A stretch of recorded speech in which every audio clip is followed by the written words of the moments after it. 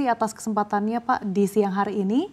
Kita ketahui bersama bahwa terkait dengan literasi keuangan ini masih menjadi tantangan besar ya Pak, khususnya bagi masyarakat Indonesia.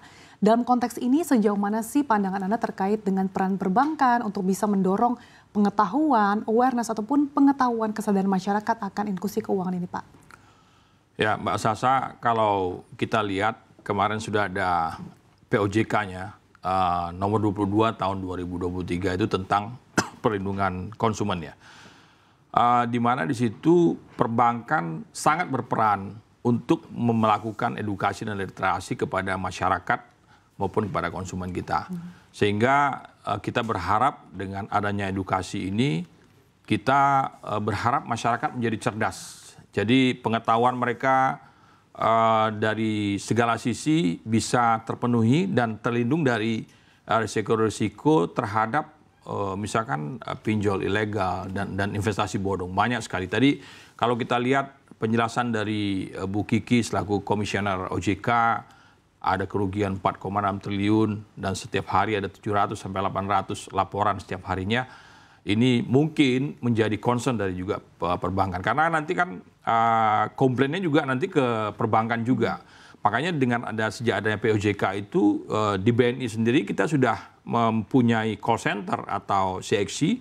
Di situ ada satu department head yaitu Customer Protection. Artinya BNI sangat fokus, sangat concern kepada untuk perlindungan konsumen ini, untuk melakukan edukasi dan literasi kepada masyarakat dan konsumennya. Nah, beberapa hal yang kita lakukan baik secara online, baik secara offline sudah kita lakukan. Kita kebetulan kita juga mempunyai jaringan yang sangat luas seluruh Indonesia sehingga kita bisa memanfaatkan jaringan-jaringan. Kita mempunyai hampir 2.000 outlet atau cabang seluruh Indonesia. Kita punya lebih dari hampir dari 300.000 agen 46 dan beberapa channel-channel digital kita optimalkan untuk melakukan edukasi. Di samping kita juga punya melakukan edukasi melalui sosmed, perangkat-perangkat yang kita miliki. Selama tahun 2024-2025 kita sudah mengeluarkan 149 konten edukasi.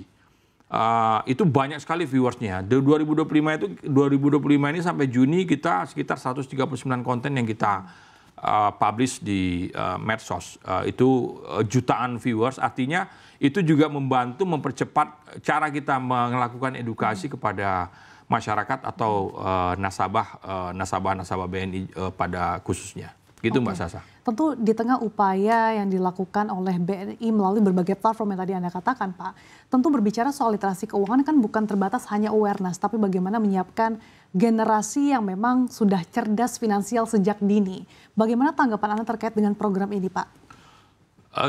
Sangat setuju ya, karena generasi muda itu merupakan investasi jangka panjang bagi negara Kesatuan Republik Indonesia ini. Makanya kita berharap generasi muda ini juga cerdas, melek terhadap pemahaman produk-produk perbankan dan lain-lain. Jadi untuk itu kita berharap mulai dari mereka di kampus, di sekolah-sekolah, kita sudah melakukan edukasi. Kita seringkali melakukan edukasi di kampus-kampus seperti udah di beberapa universitas, baik universitas negeri maupun universitas swasta, banyak sekali kita lakukan dalam kuliah. Dan alhamdulillahnya hampir semua kampus mewajibkan ada kuliah umum. Nah makanya pada saat kuliah umum kita lakukan edukasi-edukasi ini. Dan itu ternyata di beberapa universitas yang kita datangi itu minat dari mereka, pertanyaan-pertanyaan mereka pun tidak pertanyaan kaleng-kaleng ya, pertanyaannya sangat berbobot sehingga tujuan kita untuk melakukan edukasi itu juga mudah-mudahan bisa efektif kepada kepada generasi muda ini. Mulai dari tahap dini sampai university kita lakukan edukasi ini. Di samping itu juga Mbak Sasa, kita juga tahu bahwa kita punya PMI, pekerja migran Indonesia di beberapa negara seperti Hong Kong, Jepang, dan lain-lain. Itu kita juga lakukan edukasi.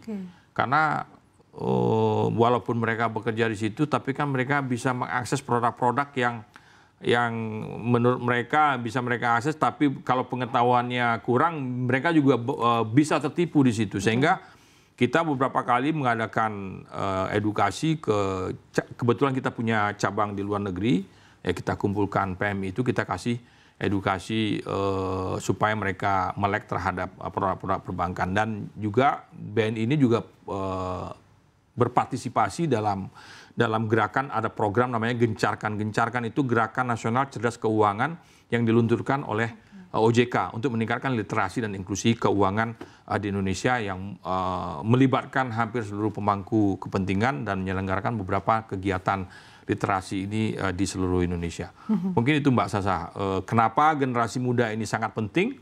Karena yaitu aset penting bagi bangsa kita ke depannya. Kita berharap kejadian tadi yang dikatakan oleh Bu Kiki tadi, mudah-mudahan semakin lama ini semakin bisa kita atasi nantinya. Oke. Pak Roni, tentunya di tengah gencarnya perbankan dan juga BNI khususnya dalam meningkatkan literasi keuangan di tanah air, isu keamanan ini menjadi isu, dan itu pun tadi yang diangkat ya Pak.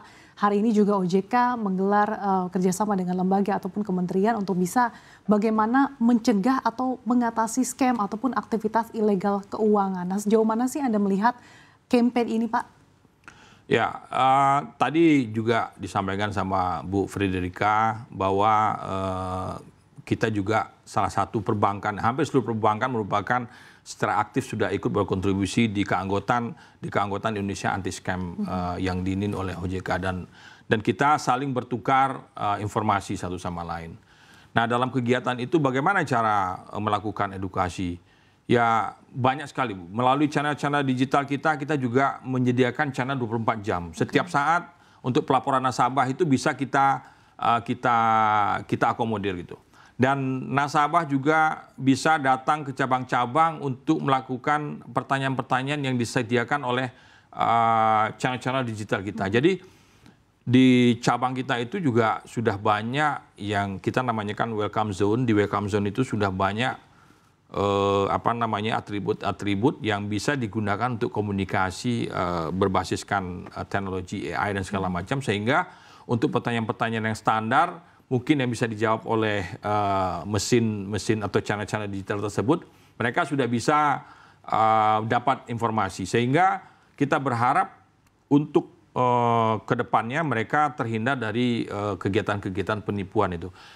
Banyak sekali Bu, tidak hanya generasi muda ya. Kadang-kadang juga kita di BNI itu juga banyak juga beberapa pensiunan yang tertipu karena kadang-kadang orang kan menggunakan logo atau brand BNI sehingga mereka percaya gitu loh. Padahal itu adalah penipuan. Sehingga intinya kan jangan memberikan OTP kepada siapapun, termasuk pihak BNI. Kalau minta OTP jangan dikasih. Nah, itu adalah edukasi standar yang kita kasih kepada mereka. Jangan memberikan password dan segala macam user ID. Intinya segala data pribadi jangan di-share ke orang lain.